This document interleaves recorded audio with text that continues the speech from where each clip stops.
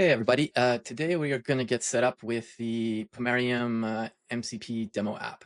So first thing you need to do is you're going to need to go ahead and fork the repositories. So I'm going to go ahead and just click on create fork. So here now we need to pull this repository down that we've just forked. So you have a few options. I'm going to go ahead with the GitHub CLI, but use whichever method you prefer, SSH or HTTPS. And I'm going to come over to Visual Studio Code. It's going to go ahead and clone the repository. Now I'm going to go ahead and add a .env file. I'm going to go ahead and do this off screen so you won't see that. All right, now we're going to go ahead and we're going to open up the project in VS Code. Okay, so we're in the project. We're going to go ahead and install the dependencies. Okay, let's go ahead and run the application. So the app is up and running now. So if we go to localhost 5173, we're going to see that the MCP demo app is running. So there's a couple things we need to do. First, we're going to set up port forwarding. So in VS Code, and you can use whatever you want, but this is in VS Code, so I'm going to go ahead and do it in here.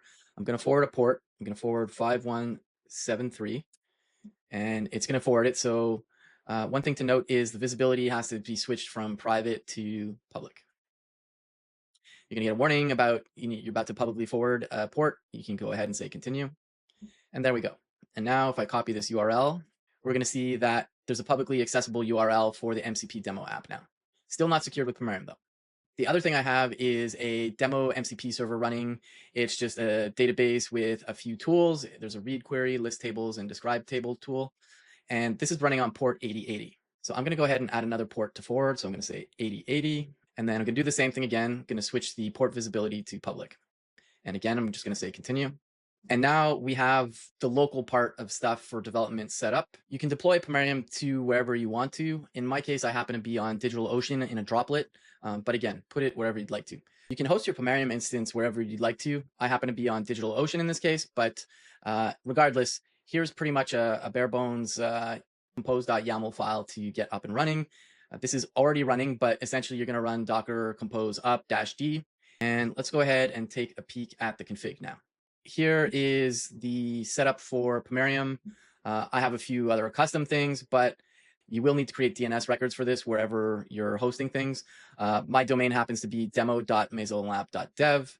To use MCP, you need to make sure that the runtime flags, there's an MCP true set, and this is for observability, but you can add some additional fields aside from some standard ones like request ID and user and email. You can add some MCP specific ones like MCP-method, MCP-tool, MCP-tool-parameters.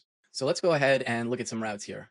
So I have my domain demo.masonlab.dev here, and I'm going to create a route in Pomerium that's dev.demo.masonlab.dev.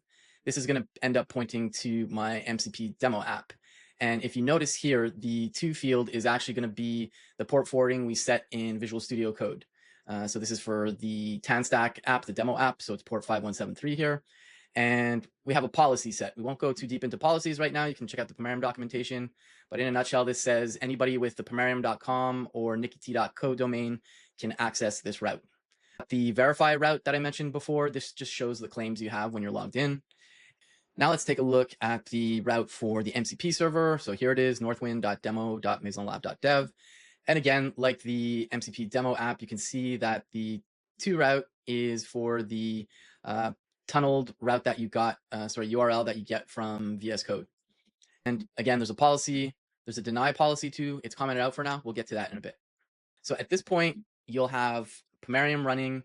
You've got your routes configured. We have port forwarding enabled for the demo app and our demo MCP server.